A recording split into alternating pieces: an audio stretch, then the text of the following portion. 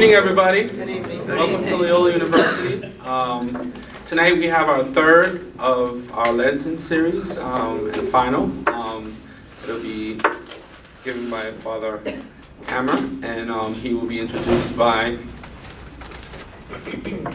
Bill Corrett. He's a 2001 graduate here from Loyola University, and he's also a member of the Loyola Alumni Association. So welcome, and I'll come back then.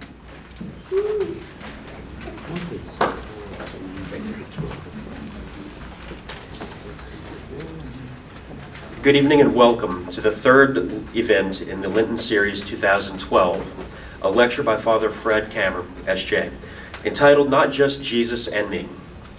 This series is sponsored by the Office of Mission and Ministry and the Loyola University Alumni Association. My name is Bill Corrett, and I'm a 2001 graduate of Loyola University, New Orleans. Pleasure to be here. Thank you for having me. Before we begin tonight's program, I would like to remind everyone that please sign in, and after the lecture this evening, join us for refreshments right outside. Tonight, Father Kammer will help us reflect on the Lenten season. Most of you might know him. For those of you who do not, from 2002 to 2008, Father was the provincial superior for the Jesuits of New Orleans, of the New Orleans province. He served as president of Catholic Charities USA, the nation's largest voluntary social service network, from 1992 to 2001. From 1990 to 1992, he was policy advisor for health and welfare issues at the United States Conference of Catholic Bishops. From 1984 to 1989, he was the executive director of, of Catholic Community Services of Baton Rouge. And he served as the director of Senior Citizens Law Project of the Atlanta Legal Aid Society from 1977 to 1983.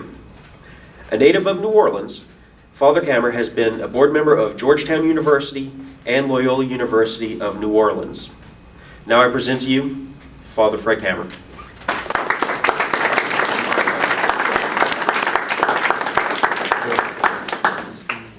Good evening. Thanks for coming. It's kind of hard to wrap up after the two wonderful people who've spoken already, but I'll give it my best shot. An event like this, even though we're in chapel, requires a joke. With all apologies to the Cajuns here, as you know, those of us in Louisiana, including the Cajuns, love to tell Cajun jokes, and I just heard a new one recently, and mine are always about two fellows named Gaston and Théophile.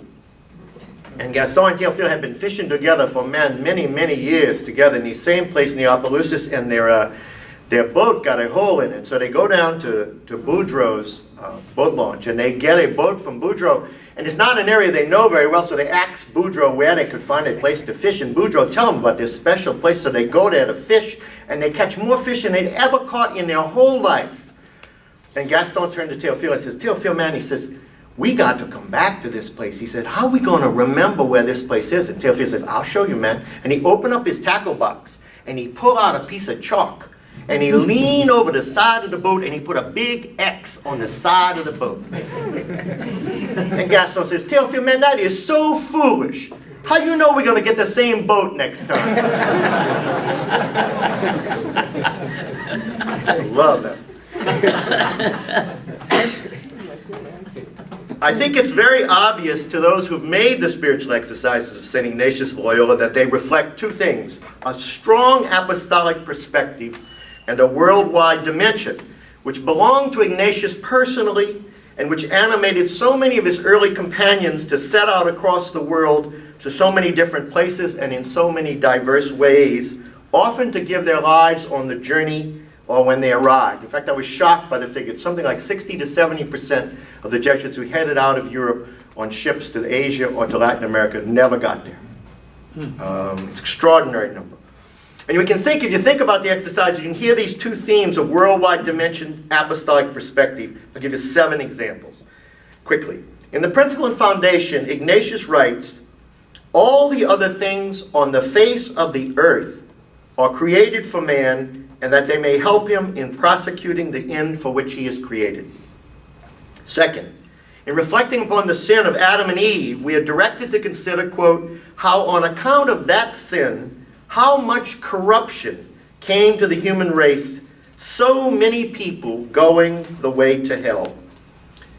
In the call of Christ the King, third example, we hear his words, the King's words. It is my will to conquer all the world and all enemies, and so enter into the glory of my Father. In the Incarnation meditation, second prelude, we're invited, quote, to see the great capacity and circuit of the world in which are so many and different people, and then to look down on the world with the Trinity and hear them resolve, this is the Trinity speaking to one another, let us work the redemption of the human race. And fifthly, in the meditation on the two standards, first we're invited to contemplate Lucifer, in Ignatius's words, how he issues a summons to innumerable demons, and how he scatters them, some to one city and others to another, and so through all the world, not omitting any provinces, places, states, nor any persons in particular. Number 6, and then in the same meditation, we're invited to contemplate Christ, quote, to consider how the Lord of all the world chooses so many persons, apostles, disciples, etc., and sends them through all the world, spreading his sacred doctrine through all states and conditions of persons. And lastly, in the contemplation for attaining divine love at the conclusion of the exercises, quote, to consider how God works and labors for me in all things created on the face of the earth. That is, behaves like one who labors, as in the heavens, elements, plants, fruits, cattle, etc., giving them being, preserving them, giving them vegetation and sensation, etc. So when you look at these meditations just in a surface way, there's no doubt that Ignatius saw widely and desired even more grandly to follow Christ to the ends of the earth. The irony, of course, of that is he spent the rest of his life in a room in Rome sending other people across the world. But tonight I want to show how in recent decades, two separate lines of theological development, drawing upon two different sources, have intersected to enrich our understanding of the spiritual exercises of St. Ignatius with a more profound understanding of its social implications. The first of these sources is biblical, and the other is based in the social sciences. The important biblical stress to which I refer has been the emphasis upon salvation history, especially insofar as it is considered a narrative of God's relationship with a people. And then Vatican II picks up that term, the pilgrim people of God, in Vatican documents.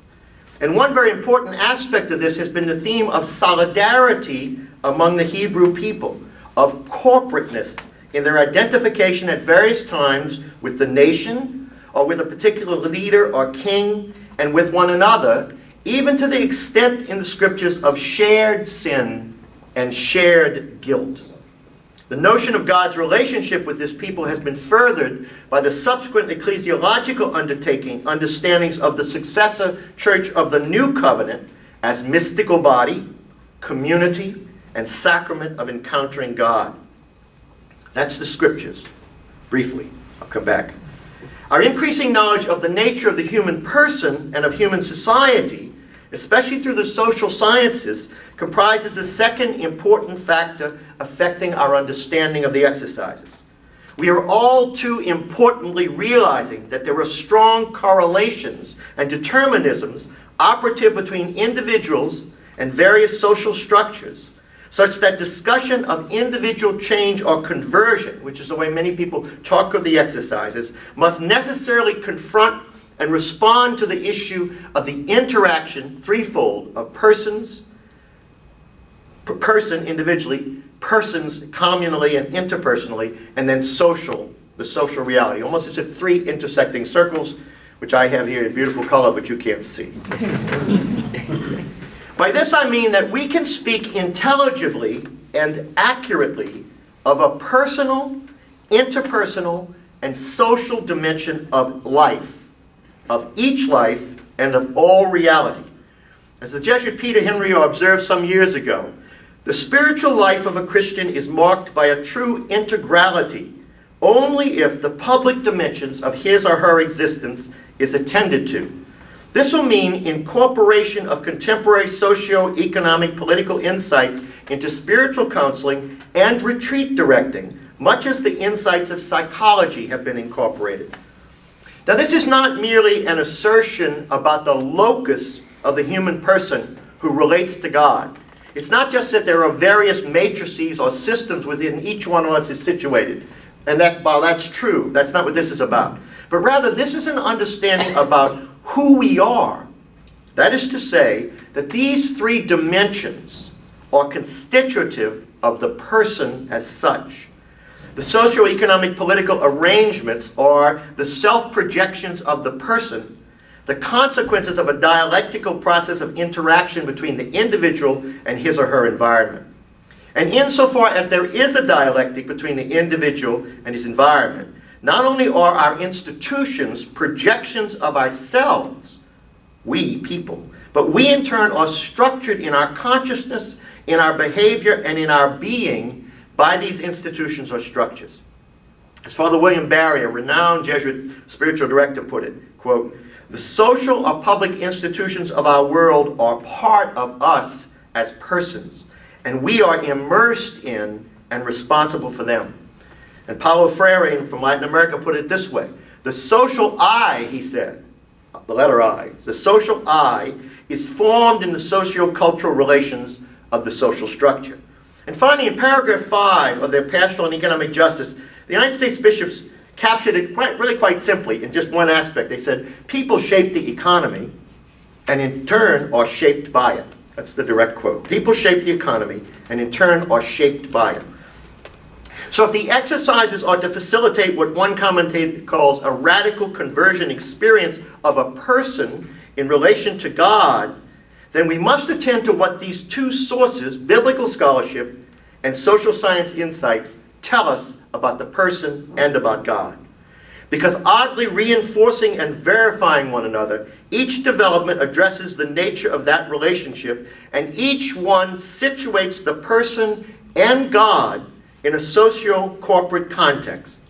What these insights coincide in telling us is that neither I nor God are accurately known or encountered without we. As the Jesuit Jose Magana explains, long paragraph, in the exercises, the relationship between God and myself is essential, of course. But in order that this affirmation be correct, by God we must understand the God of the Bible and of the history of salvation, the God who is just, holy, omniscient, but also committed to his people and to his covenant, the God who is liberator of the oppressed. And by myself, we must understand a myself that enters into solidarity with others, a commitment to the people in whom one is inserted, who is its raison d'etre. He goes on, unfortunately, there are still many bad habits of individualism, and by God is understood a God of the Greco-Roman Tridentine apologetics, not the biblical God. And by myself is understood an individualistic myself. So the conversion experience itself then, which the exercises are designed to enable, must be true to the participants as they really are, as is shown by an analysis of revelation and human experience. To do otherwise would be to distort the notion of God and or the notion of the human person. Now, someone hearing this presentation without understanding its full import might assume that what it requires is that personal conversion enabled through the exercises must be applied subsequently to social situations or to institutionalized injustice in the world. That, too, would be a mistaken understanding.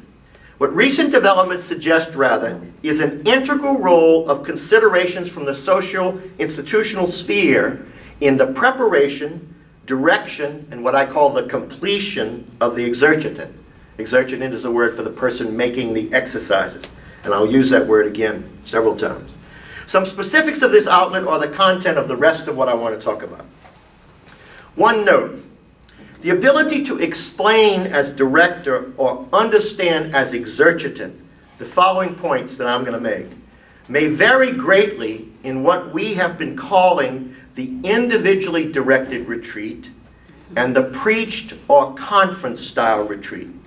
In the latter, the conference-style retreat, the preacher can spell out some of these implications of these insights for the sake of the group of retreatants.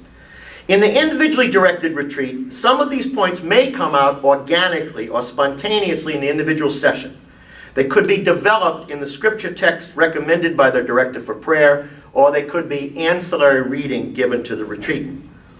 In special situations, so this is a third situation, where the exercitant moves from an ongoing relationship with a spiritual director. The person's been directed for a year or 2 or 3 by a spiritual director, and then goes into the exercises. This awareness can be promoted prior to the retreat experience, which is going to be, I'm going to develop more of that in my first of 5 points. As illustrations, not exhaustive of this approach, I want to focus, as I just said, on 5 areas of the exercises. The first is, and it would be that unique case, what's called the remote preparation of the individual retreatant. The second is the creation and the principle and foundation. I'll explain each of these and spell them out. Third is the reality of sin. The fourth is the person and mission of Jesus. And the fifth is the contemplation for attaining divine love. Let me take these 5. First, remote preparation. One way of articulating the goal of the experience of the exercises is that it is to allow and enable the exercitant to be truly free to meet God in making a fundamental life choice, one that is for God and for God's service. To have this happen, there must be not only personal, psychological, and spiritual freedom, but also liberation from cultural, social, and other related determinisms. With this interpretation, consistent with this interpretation, is an understanding of grace as fundamentally liberative. That grace is freedom, as Paul would say, and that sin is slavery. And the offer of God's relatedness and the real possibility created in the human person in the exercises must be seen as requiring or enabling freedom from all those forces which affect that relationship. Concretely, this means that the director can help the exercitant to find out his or her true self only by a process that identifies these determinisms and their specific impact upon both, again, the I and one's concept of God. Otherwise, what may be thought to be the guidance or movement of the Holy Spirit at some point during the exercises might well be some social, cultural, or other factor. This searching out of these determinisms in order to know who we are should be preparatory to any further progress, since if it's not done, these forces will affect any stage of the exercise, or could affect any stage of the exercise. So specific remote preparation, which is that example of somebody being guided by a spiritual director for a number of years, let's say, or months or whatever, before going in the exercises, is a practice among some directors. That might then focus on, for example, who is the God of the potential exercitant? Is this the God of Christianity? Is this the God of a people who are and are called to be a community and among whom God resides and moves? Or is it God of America, or white folks, of individualists, or of males, or of market-driven success and failure, who is somehow not immersed in the lives of ordinary and poor people? My favorite image for this, because I argue in spiritual direction retreats that we become like our God. And so who our God is very important. And my best scriptural example of this, these lines are in 2 Psalms. They're in Psalm 115 and in Psalm 135. And these are the lines. The idols of the nations are silver and gold, the handiwork of people. They have mouths, but speak not. They have eyes, but see not. They have ears, but hear not, nor is there breath in their mouths. And then the line, their makers shall be like them, everyone that trusts in them. So it's critically important then for the retreatant to understand who God is. Is our God the idols built by the nations of silver and gold, who doesn't hear anything, doesn't see anything, and doesn't feel anything? Or is our God the God of the Scriptures, who is embedded deeply in a community, and as the prophets say over and over again, passionately concerned for the well-being of the people, especially the poor? And so in this search for sufficient liberty that precedes the exercises, the review of the exercitant's personal history would have to take account of how society and the individual person have interacted to structure both the person's history and his or her perception of their history. The exercitant would also have to see the social structural dimension that's not only part of the objective world that he or she has lived in, but is part of the subjective world, Freire's social I. This would involve perceiving the ways in which one has dealt with past possibilities and with internally structured responses to past situations. This means discerning not only how we see these structures and institutions, if we see them, because we often don't see them, but how we are affected by them, whether we see them or not. These systems, institutions, social, economic, political arrangements are self-projections of us as persons, and are consequences of a process of interactions between individuals and their environment. Simply stated, this insight reveals that social structures interact with individuals in at least three ways. First, we as social beings structure our lives, usually for very good purposes. Second, these structures take on a force, a power, and existence of their own, comparable to ours in many senses. And finally, we are shaped by their existence and their power. The social psychologists Peter Berger and Thomas Luckman described this process with three terms, long words for scientists, sociologists in this case. Externalization, where we set up structures. Objectivation, where they take on a life of their own. And internalization, when they shape us. They propose that these are actually, their words, three dialectical moments in social reality, each of which, quote, corresponds to an essential characteristic of the social world.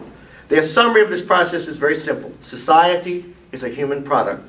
Society is an objective reality. Man is a social product.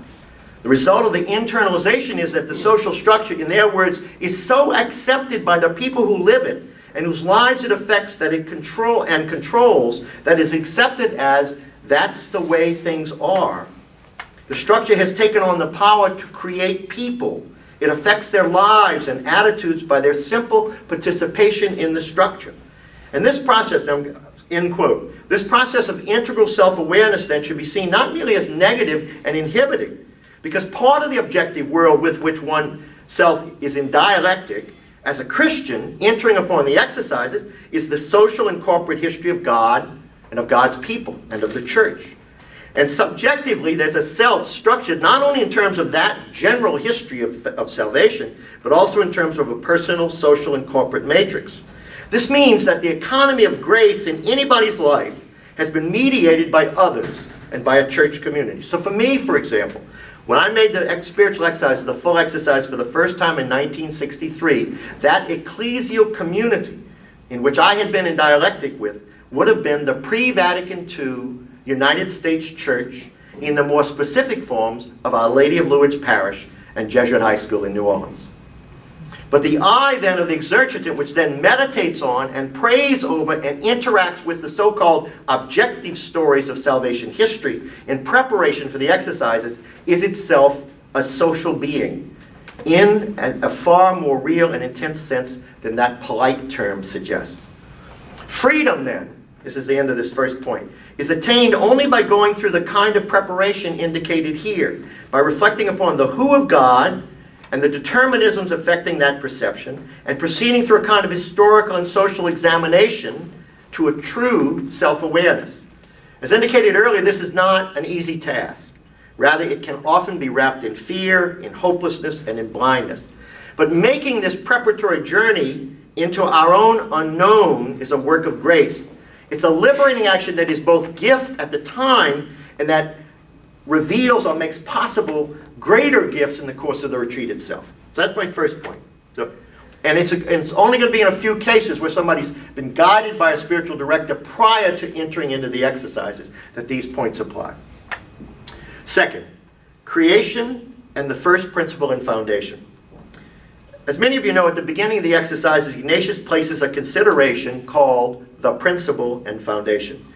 It begins with the statement that, quote, that we are, quote, created to praise, reverence, and serve God our Lord, close quote. And by this means, to save our souls. Everything else the first principle says, or the principle says, is created to help us in this purpose of our lives and to be used to the extent that everything else helps me do that. And no more and no less. Since the principle and foundation are about the creation of us and of the world, the exercitant is greatly helped to meditate on what Scripture says about creation. So when we turn to the first pages of the Hebrew Scriptures, we discover that there are two creation stories which open up the book of Genesis, each one flowing out of a different oral tradition among the Hebrews. The first story, and historically the later or newer story, begins in verse 1:1 and ends in verse 2:3, chapter 2, verse 3 of Genesis. And it's the familiar seven-day creation story, fashioning order from primordial chaos. On the first day, God says, let there be light, and you work your way through 7 days to when on the seventh day, God rested. What is important in these creation narratives is not the science, because they actually put two stories together that tell creation differently. Or the mythology, meaning by this I mean fundamental life stories or themes, that was the currency of the day, but the underlying theology or faith assertions which the authors intended to convey. Namely, what they wanted their readers, and here I use the word technically, to believe as an act of faith. And in the seven-day creation story, the events of most days end with the same fundamental theological affirmation, that God saw that it was good. It is fundamental to what is now called creation spirituality and to both Jewish and Christian revelation that what God saw was good. The very subjects of creation, the earth, stars, plants, animals, and ultimately humanity, are essentially, by their nature, innately good. Now, this goodness proclamation may seem evident to some people. You say, I read it in the catechism when I was a kid. But many of our cultural messages, and even our religious attitudes, are diametrically opposed to the Genesis view that God looked upon the completed creation and found it, and this is where this phrase is only used on the sixth day, found it to be very good. And that's considered by the Scripture scholars to be a summary of the week, but also to apply it particularly to the creation of the man and the woman on the sixth day. And this opposition to this belief can be found in Gnostic and other philosophical traditions, dominated by a body-spirit dualism, or in religious traditions that disdain feelings and emotions. Contemporary American society's persistent quest for new means and measures of self-esteem betrays our contemporary society's profound doubt in even the fundamental worth of human persons. And too much economic development occurs with rank disregard for the basic value of the natural universe around us. The second creation story in the Bible, but it's really the older creation story, begins in Genesis chapter 2, verse 4, the very next verse after the first story. And it's the older story after the seven-day version. And this is the story where instead of progressing from light and darkness to water and land and fish and birds and animals and finally the human beings, the story opens with Adam. And Adam gets put in the garden. So it's a very different creation story from the first creation story. And it says, the Lord God then took the man and settled him in the Garden of Eden to cultivate and care for it. And God then created the animals for Adam, and Adam names the animals. And in the Scriptures, the naming event was a sign of power or dominion over the one named. It's also a sign of relationship, of the bond which human beings have with non-human creatures. This same theme, though, is also in the first creation story, when the man and the woman are instructed by God to subdue and have dominion over the earth, in Genesis 1:28. And this reveals these two stories, the second critical faith affirmation of the Genesis narratives, namely the dominion which humanity is to have over creation. Not only is the creation good, as the first story told us, but we as humans are gifted by the Creator with responsibility for and dominion over the earth around us, over all of creation. And it's important, I think, to distinguish here dominion from domination and exploitation, which the Judeo-Christian traditions have been accused of by environmentalists, our kind of rape the earth theology. To have dominion, I argue, is to be like the Lord. The word dominus in Latin is Lord. To have dominion is to be like the Lord who first pours out life into creation. to be procreative and co-creative, to use the language of Pope John Paul II. We then recognize and act from an awareness that we are intimately related to the earth in a mutually nurturing and life-giving communion. This sense of dominion of creation, though, extends far beyond what we now normally associate with the natural environment, the earth, air, water, etc. Blessed John Paul II understood the biblical mandate and responsibility to have a double object, two objects.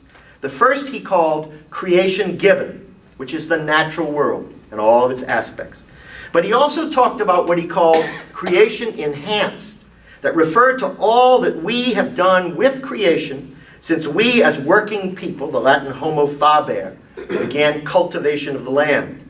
So for John Paul II, buildings, science, technology, societies, institutions, schools, laws, games, rules, customs, music, languages, economics, and books, all of these are components of the reality that come to be from the purposeful goodness and providence of God through the instrumentality of human hands, human labor, and human co-creativity.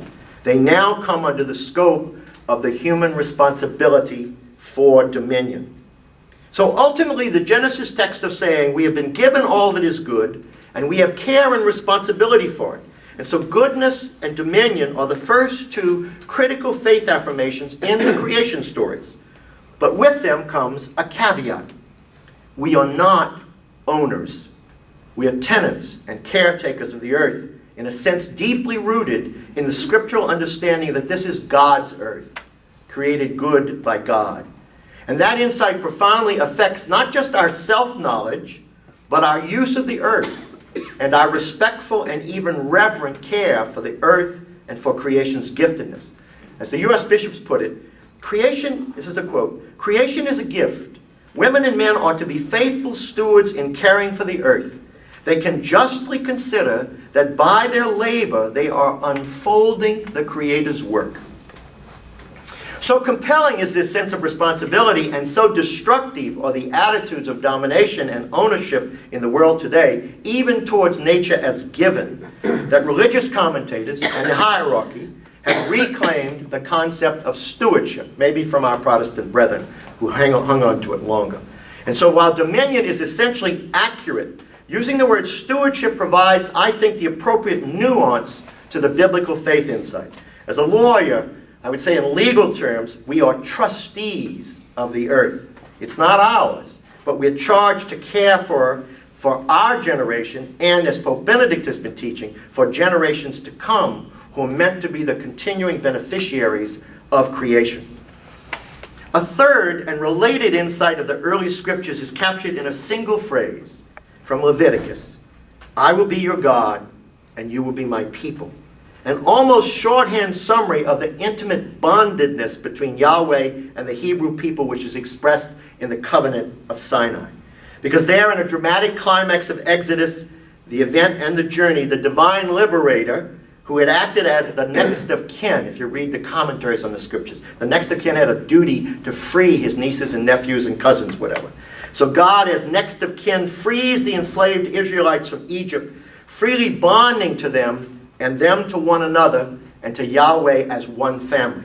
As one scripture scholar put it, he says, rather in divine providence, it was the momentous achievement of Moses to perceive Yahweh as desiring to form one family with his people, as intervening in history to maintain their freedom for his service, and thus revealing the bonds of fraternal justice and fidelity to the oppressed as primal expressions of his will for all time.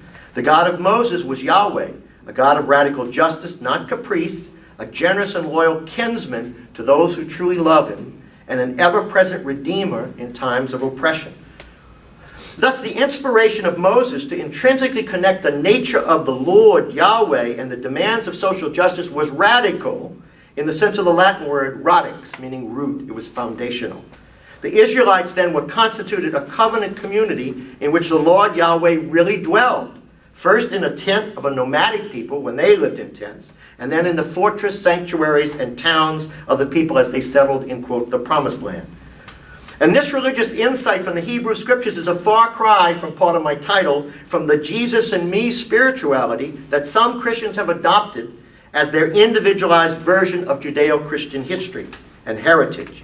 On the contrary, the Scriptures maintain strongly that our spiritual heritage is innately communal, from the first days that a nomad God made common cause with a chosen people. And in radical contrast to the dominant ethic of American individualism, the Scriptures portray human existence as communal in nature, and, quote, that an adequate definition of an individual requires some reference also to community, close quote. I was giving a talk once, and a woman religious came up to me, had worked in South Africa, and she said, there the Zulu insight is Umuntu, Gununtu, Gabantu. A person is a person by means of or because of other people. And so three concepts are then at play here in thinking about creation and the principle and foundation. Goodness, stewardship, and community. Each one fleshes out the meaning of our creation in the image and likeness of God and our understanding of Ignatius's principle and foundation. At the heart of each is a revelation of God, a sharing of some aspect of God's own truth and life, which in turn reveals to us a corresponding aspect of our truth. Three ways. First, in the dynamic of creating, the Creator shares the very fact of divine existence and goodness, God's own goodness, with us. In so doing, we are created very good in our own being and becoming. Second, God shares divine dominion over the creation, and in that very instance endows us as co-creators, as stewards of the earth, with a dominion of responsible and reverent care for the world. And third, God reveals divine kinship with us by freely choosing to dwell with the human community. We are thus constituted a community of sisters and brothers to one another, one interdependent family with the Lord Yahweh in our midst. And so in directing the exercitant, just with these first themes in the exercises, other texts can be helped to deepen the themes. Texts about the covenant, about the jubilee, about the privileged place of the Anoim, the widows, the orphans, the strangers, the poor, at the heart of biblical justice. The Second Vatican Council, I went back to their documents, underscored this social nature of the human person in these words. This is from the Council. Man's social nature makes it evident that the progress of the human person and the advance of society itself hinge on each other. From the beginning, the subject and the goal of all social institutions is and must be the human person, which for its part and by its very nature stands completely in need of social life. This social life is not something added on to man. Hence, through his dealings with others, through reciprocal duties, and through fraternal dialogue, he develops all his gifts and is able to rise to his destiny. For the last several years, the columnist David Brooks has been spending a lot of time with neuroscientists and doctors and others about their studies on the human person. And Brooks, in writing a recent article last year, wrote this. He said, finally, we are not individuals who form relationships. We are social animals, deeply interpenetrated with one another, who emerge out of relationships.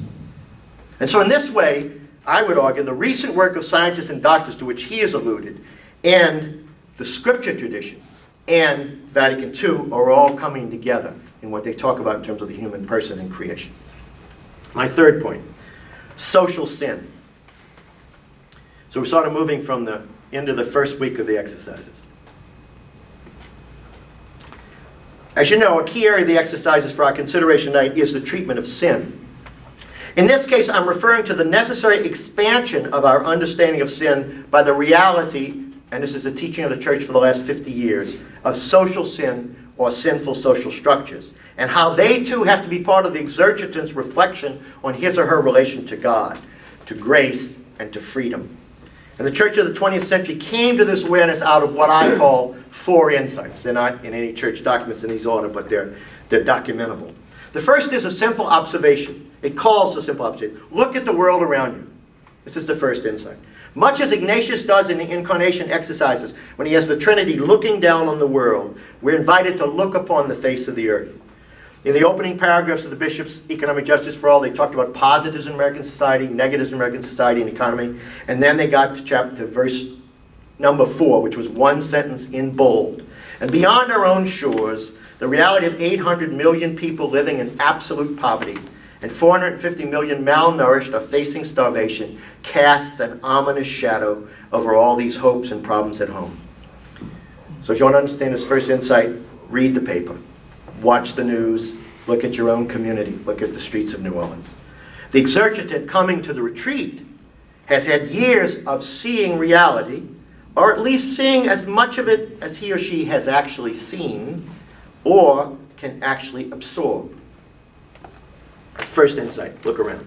Second insight, reality is structured. I've already talked about this. Besides you and me as individual persons, the chairs you all are sitting on, this podium, and the earth we walk on, there are what are called social structures which are as real as we are. I discussed this earlier in terms of Berger and Luckman's 3 stages of externalization, objectivation, internalization. In view of that understanding of reality, which is really a 20th century understanding, for decades now, theologians in the hierarchy have been speaking about sinful social structures. Those are those which, like individual sins, destroy life, violate human dignity, facilitate selfishness and greed, perpetuate inequality, undermine fidelity in marriage and love relationships, and fragment the human community. And as such, they embody evil in the same way that individual sinful acts embody evil. In his 1987 encyclical letter on the social concerns of the church, John Paul at first seems to accept this analysis of sinful social structures that I've just described. His term is, and I always wonder whether this is a translation from Polish to Latin to English, structures of sin. But his analysis ties these structures much more acutely back to the acts or inaction of individuals. And that's his point. And he writes this, so a short paragraph and then a longer one. It is not out of place here to speak of structures of sin, which, as I stated in my apostolic exhortation Reconciliatio et Penitentia, reconciliation, penance, are rooted in personal sin, and thus always linked to the concrete acts of individuals who introduce these structures, who consolidate them, and who make them difficult to remove. And thus they grow stronger. They spread and they become the source of other sins, and so they influence people's behavior. And then in a footnote, he footnotes this earlier document on reconciliation and penance. And this is the only footnote I have ever read to people. And it is critically important to the thinking of Pope John Paul II. And I'm going to put 4 numbers in here that he does not put in here, but there are 4 ways that he ties sinful social structures to each of us. Whenever the church speaks of situations of sin, or when she condemns as social sins certain situations or the collective behavior of certain groups, big or small, or even of whole nations and blocks of nations, she knows and she proclaims that such cases of social sin are the result of the accumulation and concentration of many personal sins. It is a case of, and now I put in the numbers, 1, the very personal sins of those who cause or support evil or who exploit it. 2, of those who are in a position to avoid, eliminate, or at least limit certain social evils, but who fail to do so out of laziness, fear, or the conspiracy of silence, through secret complicity or indifference. 3, of those who take refuge in the supposed impossibility of changing the world. And 4, also of those who sidestep the effort and sacrifice required, producing specious reasons of a higher order. I'll tell you what that means in a minute.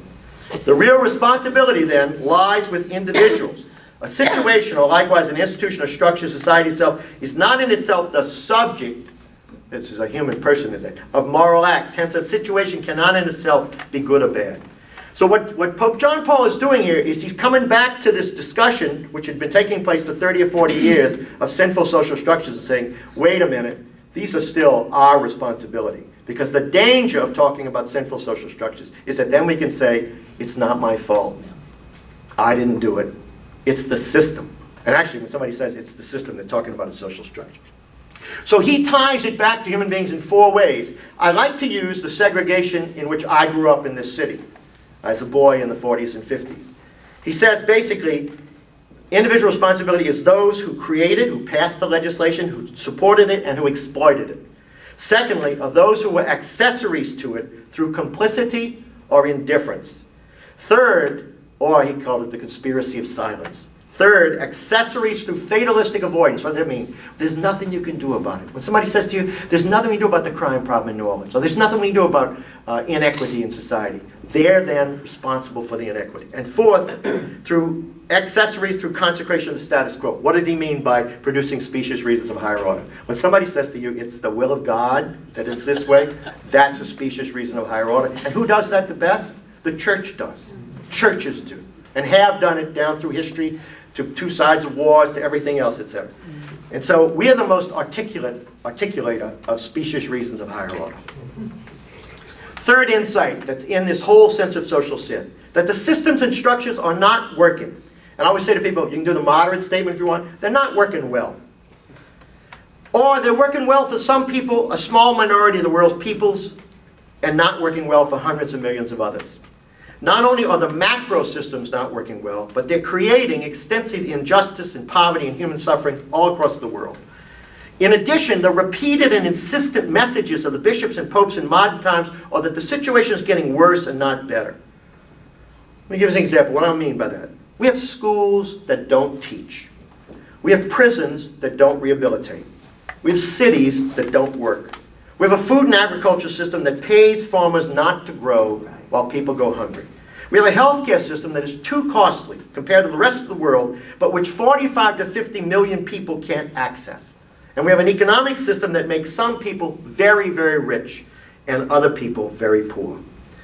Now, all of this, the church has been saying, the popes have been saying, the bishops have been saying, is the proper and necessary concern of the church because it affects not just the dignity of human life, but the very existence of human life itself.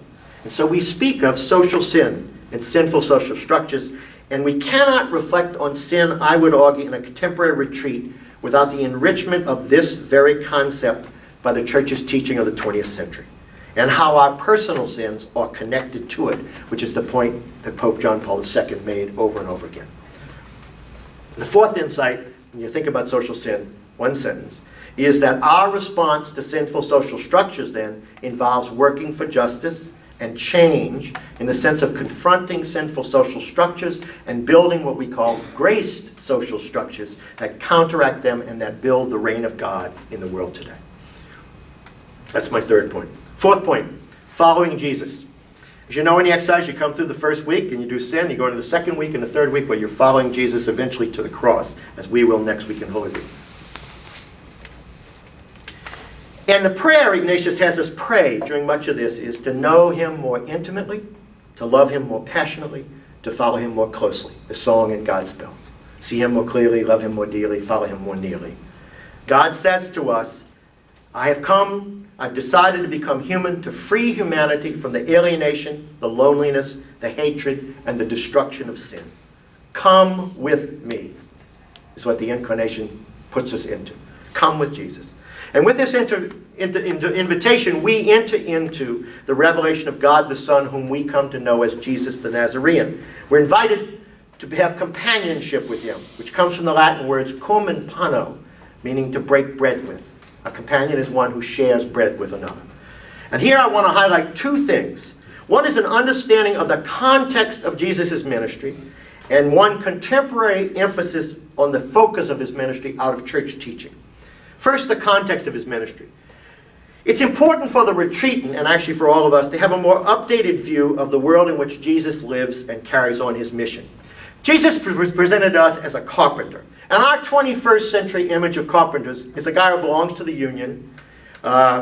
He has his own shop or he works on construction places. He's got a truck with his name written on the side. In Louisiana, he's got a boat behind the truck. And he's paid a solid union wage on an hourly basis. And so we read the modern text, the sacred text, as modern people. We live in large urban areas, most of us. We work in a highly technological society. We drive to the supermarket, and we espouse values like democracy, individualism, universal education, and upward mobility, all of which are very, very recent developments in the long millennia of human history. As the Jesuit scripture scholar Jerome Neri, Father Jerry Neri from New Orleans, writes, Jesus lived in a city, not in a city, but in a small, insignificant village. In Mark's gospel, for example, Jesus never enters a city at all until he goes up to Jerusalem for Passover. He lived exclusively in the peasant villages in the countryside. Jesus was an artisan. That meant that his family was landless, and so he was a day laborer. He's like the guys waiting out on the street for a job. This put him near the bottom of the social ladder of his day. As Neri further explains, drawing on the growing body of studies applying the social sciences to the times of the scriptures, Jesus lived in an agrarian society completely unlike our industrial and technological society. His world was highly stratified, with a few aristocrats. Neri says 3 to 4% of the population at the top, living in the cities, and controlling most of the wealth, which was the land. The aristocrats were joined, he says, by a small retainer group consisting of scribes, priests, and merchants. 90% of the people in Jesus' society are located at the bottom of the social ladder. Few of these people live in the cities. Most are peasant farmers, or worse, day laborers or slaves. Then, direct quote, Jesus is part of that 90%, close quote. Neri further explains the conditions under which the peasants worked. And I'm going to read you a little short couple of sentences. Peasants, moreover, he writes, lived narrow, confined lives. They were always heavily taxed, and taxes in Jesus' time in Galilee could devour 50% of the produce. With heavy taxation, drought, and the like, peasants basically lived a subsistence existence just on the edge of survival. Many of them were being rapidly forced off the land at this time because of debt foreclosure. So when Jesus talks about forgiveness of debt, which he does all through the Gospels, this carries a major significance among his largely peasant audiences. Those of us who this is another point of Neri's, those of us who are U.S. residents, we've been socialized in a country where the separation of church and state is a tenet of our Constitution and a factor in the communities in which we reside and in our own understanding of our own religion. It was not so in Jesus' time, and this is a critical fact in understanding his mission and his message. As Neri explains, power and religion were almost totally intertwined in Jesus' day. And to give us an analogy that we can think about, he says, imagine contemporary Iran, where religious leaders function as the political elite. In Jesus' society, the Jerusalem temple, along with its system and its priesthood, were controlled by the high priest and the Sadducees, who were the dominant political strata as well. They even collected taxes for the Romans. And lastly, Neri says, remember that Jesus lived in very turbulent and violent times. Numerous bandits rose up against the local authorities and the grinding tax system. There were also many, many prophets who proclaimed a new deliverance from oppression in Judea. Similarly, many others proclaimed themselves as king and sought economic reforms in the frightful plight of the peasants. Neri concludes that this would shape the perceptions of Jesus by everyone who heard him or heard about him. He writes this, Jesus was a very, and he puts it in quotes, political figure in the sense that he would be perceived by the peasants and the elites alike as having much in common with the host of messianic prophets and peasant kings flourishing at that time. The issue is not that Jesus urged political revolution or any such social program. Rather, given the pervasive scene of endlessly arising prophets and bandit kings in Jesus' time, his words and actions would naturally lead people to think of him in terms of these political currents of the time. And so with the vast differences of reality and experiences between the views of the rich and the poor, Jesus would have obviously been seen by them in radically different ways. So when the peasants acclaim him as king, on Palm Sunday, we'll do that in a few days, Herod and the temple and the Jerusalem elites would view Jesus as a constant social and political threat. And this background, I would argue, can help the retreatant and the director to then better appreciate both the actions and the words of Jesus and the reactions of various people in the Gospels. Now that's what I want to say about context. Now, a focus of Jesus' ministry for the retreatant to think about, for us to think about. I want to focus on two aspects of the ministry of Jesus that come together to emphasize a strong social theme of reconciliation, which is at the heart of who Jesus is and what Jesus was about. One text is something he said, and the other one is something he did over and over and over and over again. The text I want to refer to is in the 4th chapter of Luke. We all know the text. It's very important in Luke because it's the beginning of Jesus' public ministry.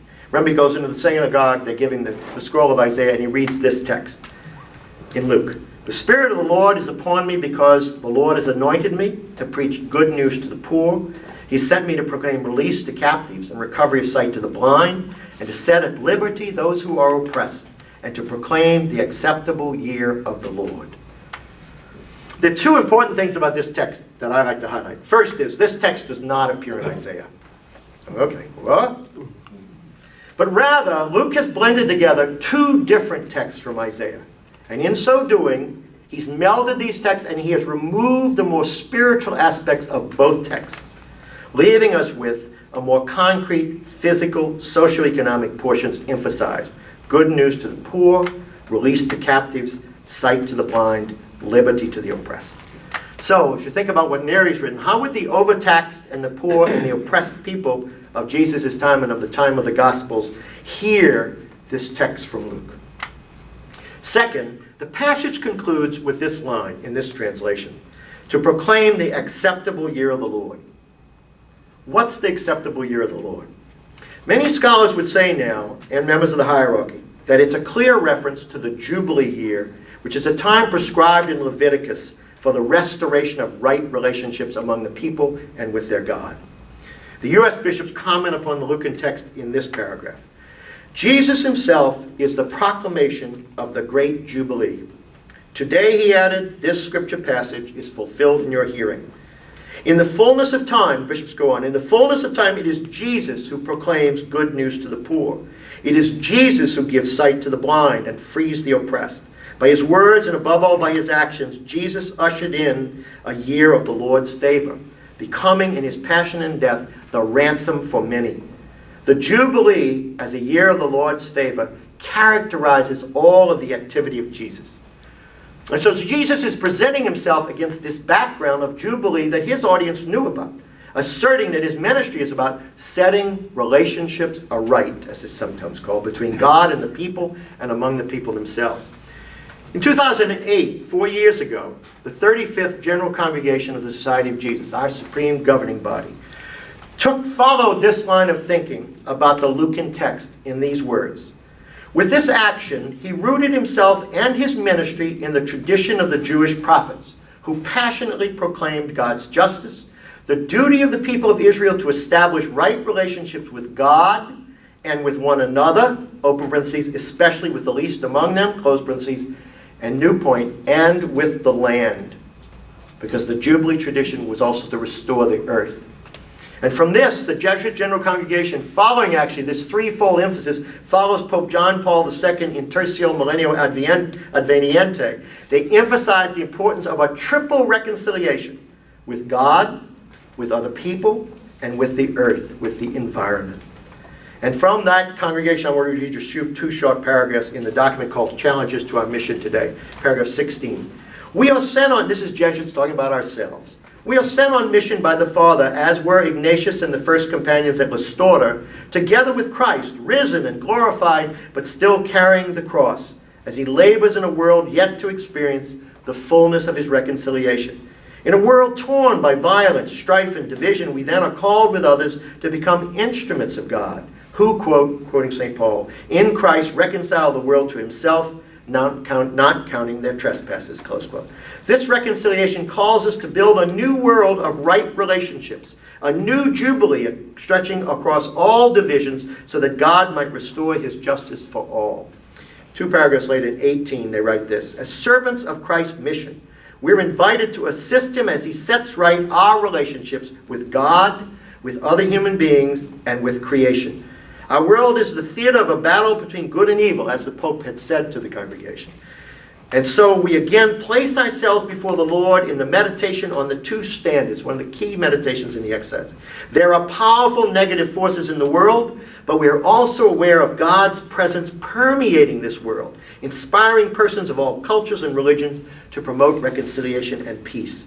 The world where we work is a world of sin and of grace. And so listening to and praying over the Lucan announcement of the Jubilee, the exercitant, the retreatant can be graced to see Christ as one who reconciles us to God, who reconciles us to one another, and who reconciles us to creation, and who calls his followers to the same threefold mission of reconciliation. That's something Jesus said. That's the Lucan text. Something Jesus did. And you may never have thought, why does he do this? Which is Jesus heals. One of the most significant and continuing action of Jesus is the healing of the sick, the possessed, and the disabled. In chapter 1 of Mark's Gospel, in a busy day at the beginning of the Galilean ministry, Jesus cures a demoniac. He goes over and heals Simon's mother-in-law, and at sunset, he touches a crowd of the ill and possessed who are brought to the door of the house of Simon and Andrew. Later, when he sends the disciples out on mission, he sends them out to cast out demons and to heal. The quote from Matthew is, "Then he summoned his 12 disciples and gave them authority over unclean spirits to drive them out and to cure every disease and every illness." And healing is an early sign in the Acts of the Apostles that the Spirit of Jesus was with the apostles. They begin healing. And we have that story of Peter and John healing the man by the temple. And in the centuries that followed, healing has become an intrinsic part of our church's ministry and continues to be such in a vast network of hospitals and nursing homes and parish nurse services and home health services. Why? Why is healing so central to the ministry of Jesus and the ministry that a retreat needs to reflect upon? Well, in Jesus' society, those who were ill or disabled, often considered to be caused by the possession of a demon, they were isolated from the community. Leviticus required, for example, that those who were judged to have leprosy were to cry out, "Unclean, unclean," when approached by others. Like sickness and disability today, people were marginalized by their condition and they were alienated from the community. So what does Jesus do when he encounters those who have been cut off and marginalized by sickness and disability? First, he steps over the boundaries that society establishes around them. He steps over the boundaries and then he puts his hands in their ears and on their tongue and on their eyes and he touches them. And when he does that, he risks ostracism by his people. Because by the rules, the law of his people, he becomes unclean, ritually unclean, and subject to exclusion from the community. And then he says to them usually one of two things. He either says to them after he heals them, "Go home," or he says to those with leprosy, "Go show yourselves to the elders or the rabbis." Why? Because Leviticus required that they be examined, seen to be clean, and allowed to go home to their family. And so healing is about reconciliation. It's about setting relationships right in a community in which they are to love one another and the God who dwells in their midst.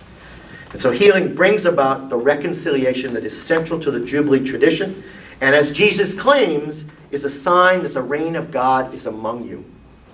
And same thing, if you think about it in contemporary society, sickness and disability continue to isolate people from their families and their communities. Some diseases legally require isolation or quarantine. In addition, our struggle over the recent decades to effect architectural, mechanical, and social changes on behalf of people with disabilities has often been called handicap access. Access. Reflecting the fact that without these changes, these people were unable to participate in the life of their communities. They couldn't get into public buildings, they couldn't get into the supermarket, they couldn't get into the movie theater, they couldn't get into museums, and they couldn't go to most churches. And so the healing ministry is all about bringing people back together as a community, which is the reconciliation of Christ. Last point, fifth point. God laboring, the contemplatio. At the conclusion of the exercises in the contemplatio ad amorem, which means the contemplation for attaining divine love, Ignatius reminds us about two things about love. They're in the pre-notes. First, that love is a matter of action and not words. And secondly, that love consists in mutual sharing. And in the points that follow, the spiritual exercises present a God who's present in all of reality, who works. The key thing here is they use the word works and labors persistently to draw the world back to unity and to God, and who calls us in love to again act, to enflesh that love that God has shared with us with all of reality. Again, this is a worldview that positions God in all of the arts and the sciences and the disciplines and fields of knowledge. God is working in all of this, within all of the elements and disciplines of a university like Loyola, and in all of the structures and systems of any society, laboring, God is there laboring to draw things to God. It's this worldview that has sent Jesuits out to the crossroads of faith and history, of church and world, of grace and sinful social structures, where we have seen our vocation as situating us in the midst of the world, especially in cities, and determined to find God there and to bring the gospel into all aspects of that world. At the 34th General Congregation in 95, they wrote this: "The God of Ignatius is the God who is at work in all things, whether laboring for the salvation of all, as in the contemplation for attaining love, or working immediately and directly with the exercitant in annotations 15 and 16, or as Christ the King, laboring for the liberation of the world, or as beginning, preserving, directing, and advancing the society of Jesus, as at the beginning and the end of our Constitution, it says that. But the impetus of the Contemplatio is not just about Jesuits. These perspectives, to see the world this way and to see God working in the world everywhere, they're intended for all retreatants, for all exercitants, designed to move them out of prayer and contemplation into all aspects of the world around them. Having seen the great conflict between good and evil in the exercises, having heard the call of the King to follow, as we do elsewhere in the exercises, and seeing God laboring in all of reality, the exercitant, moved by love, it finally asks the Lord at the end of the exercises to be empowered to respond as lovers do. And that final prayer, which you've said or read or heard, take, O Lord, and receive all my liberty, my memory, my understanding, and all my will, all I have and possess. You've given it to me. To you, Lord, I return it. All is yours. Dispose of it entirely according to your will. Give me your love and grace, because that is enough for me. That's the last prayer of the exercises. So in conclusion, some quick summary. I began with the affirmation of the apostolic thrust and the worldwide vision of Ignatius, which are integral to the spiritual exercise. But what I've tried to illustrate this evening is that contemporary scripture scholarship and certain insights of the social sciences and contemporary church teaching have come together to underscore not only this apostolic and world vision of Ignatius, but with a deeper understanding of the essentially social nature of the human person, the social nature of sin, the social nature of the call of Christ, and the work of God in the world into which the retreatant is missioned by God's love. Thank you.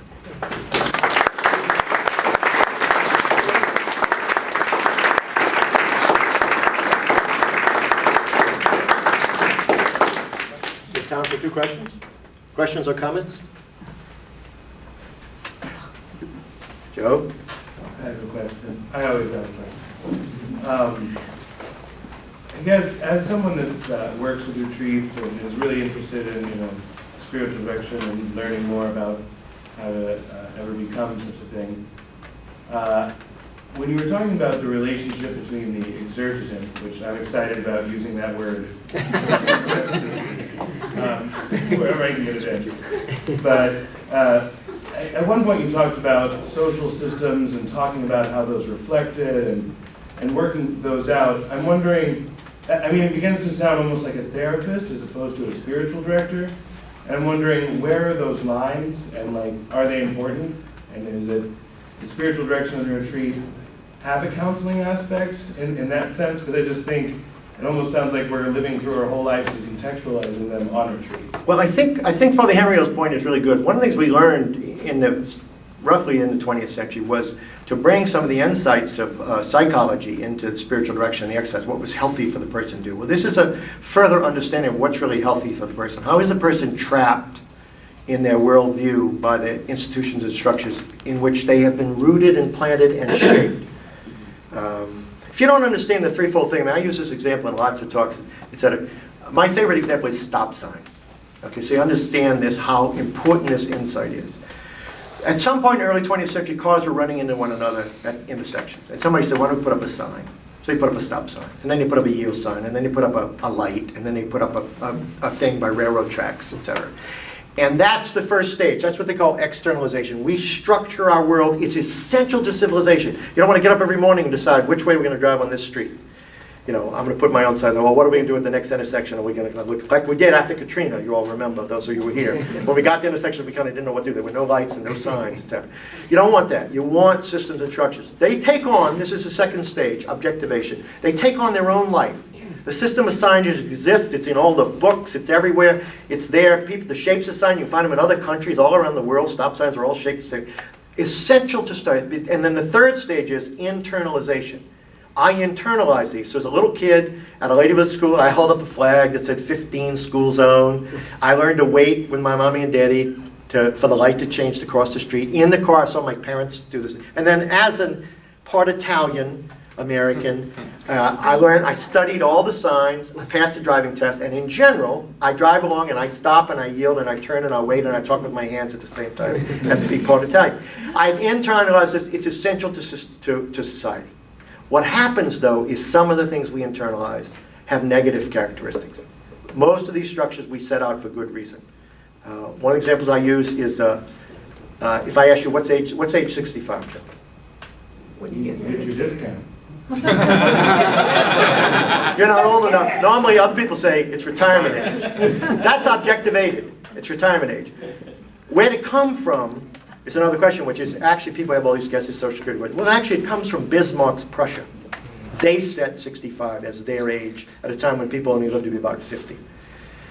Internalized, I used to work with the elderly, the gerontologists talk about how we internalize that age 65 retirement. So as people get closer to it, and I've just passed it, you begin thinking about, I don't feel so good today, thinking more about death, and there's a whole pattern of what they call the cycle of aging, where people cease to be economically functioning in the same way they did, where they were an earner of money, etc., and they become economically dysfunctioning. They then become socially dysfunctioning, they're less interactive with people before, and then they become personally dysfunctioning. He doesn't shave in the morning, she doesn't get out of a robe, they become more forgetful, then they start handling their money less well, and there's a whole cycle where this thing that was a good thing, setting up a retirement system for industrialized workers in a newly industrializing world, has negative implications. It produces negative things in us. I can do sports for you. I can do the Defense Department for you. What I'm saying to you is, it's why they tell preachers, and I just violated this, don't preach longer than 7 minutes.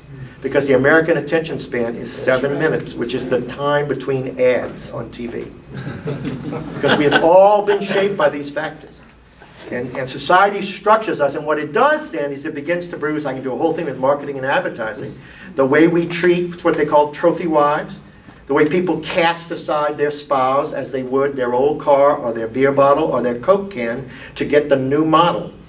I mean, there are hundreds of these examples. And so you can't, so the person making the retreat and coming to know God has to know what freedom really means to me is I have to learn where I have been shaped by, just as psychologically I may have been shaped by being beaten up by my father, I have to know psychologically how have I been shaped by my culture, by the structures, by the economic system. Why do I think I have to produce even in the spiritual life? Well, because that's the way our economic system works. And so these are very important insights into spiritual freedom, the relationship to love God, and the ability to love other human beings. And unless we understand them, we will continue to be locked into patterns that produce what I said here. We have schools that don't teach, prisons that don't rehabilitate, cities that don't work, an economic system that doesn't work as well as it should, a healthcare system that doesn't work, and on and on and on and on and on. And they have affected our ability to be free, loving human beings. So they're about the gospel. And people are going to come to it gradually. That's why the dilemma is, in most cases with retreatants, they just show up cold. So you haven't had a chance to do any preliminary stuff. Now, when I preach a conference retreat, which I did last month in Mobile, they get it all. They get a lot of what I just gave you. They get creation, they get social sin, they get liberating grace, because that's what the gospel, that's what the church has been preaching for actually 2,000 years, but certainly for the last 70 years. Because unless we understand those things, we do not understand the action of grace and God in our time and in our history and in our culture, in every culture. So it's real important. And people have to take it by, as I've been stumbling through learning Spanish badly for 20 years, it's poco a poco, it's bit by bit.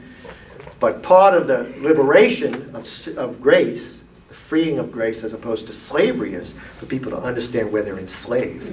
How are we enslaved by the stuff that's on our TV all day? I mean, the attitudes towards women, which have been a big subject on campus here, are shaped by lots of factors that are in our culture, that are in the social systems and structures, and that affect us. And it affects, so productive thing affects how we think about welfare mothers. It affects what we call the inconvenient pregnancy. We cast it aside. We cast aside the older worker who's gotten to be too expensive and maybe not producing as much because I can hire a younger worker for a lot less. And it's not just our culture. Every culture has its social systems and structures that shape us. And I've been writing about, because other people have not as much, grace social structures. We would hope that the mission and ministry program at Loyola University is a graced social structure, that it helps people to live caring relationships, responsible lives, and with a duty to the world and other people. We hope that the school I went to, which has been closed, but other Holy Name of Jesus school, we hope that it's a graced social structure where people are learning about God and about caring and about responsible living. And we have to recognize that. It's not just that I can feed one hungry person on the street. That's a good thing. But I have to understand, why are so many people hungry on the street? That's right. You know? And so it's essential to I think, what the church is telling us about the action of God in the world.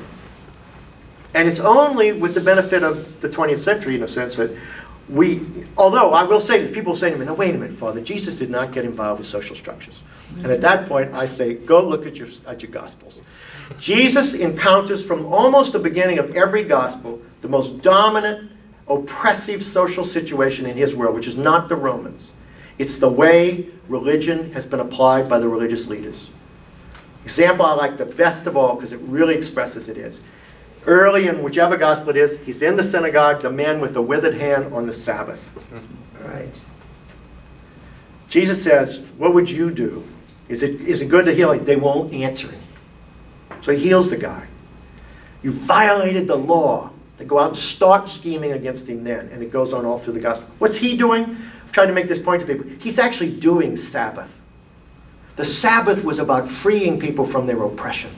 The Jubilee year, the 49th, 50th year, and the sabbatical year, ask professors where this comes from, the 7th year, they're all from the book of Leviticus, and the 7th day were meant for rest and freedom to live in God's love and presence. So for when Jesus heals this man's hand, he's doing Sabbath, the real meaning of Sabbath. He's freeing the oppressed.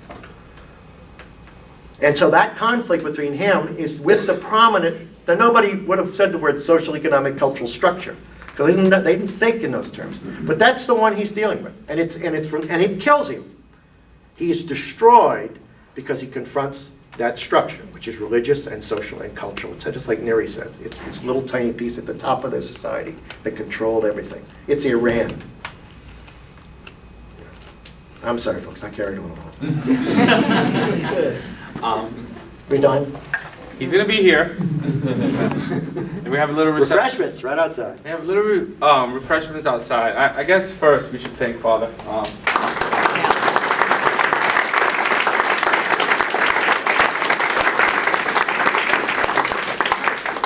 I think on behalf of the University Mission Office, Mission and Ministry Office, and the Alumni Association, we would like to thank you all for coming. Those of you who have been here for all three, and for those who are just here today. The idea is to hopefully that, you know, starting Sunday with Palm Sunday and Lent coming Holy Week, that you guys can process all this information, and hopefully you'll have a better Holy Week and resurrection of Jesus on Sunday. So thank you for coming, and we will see you soon.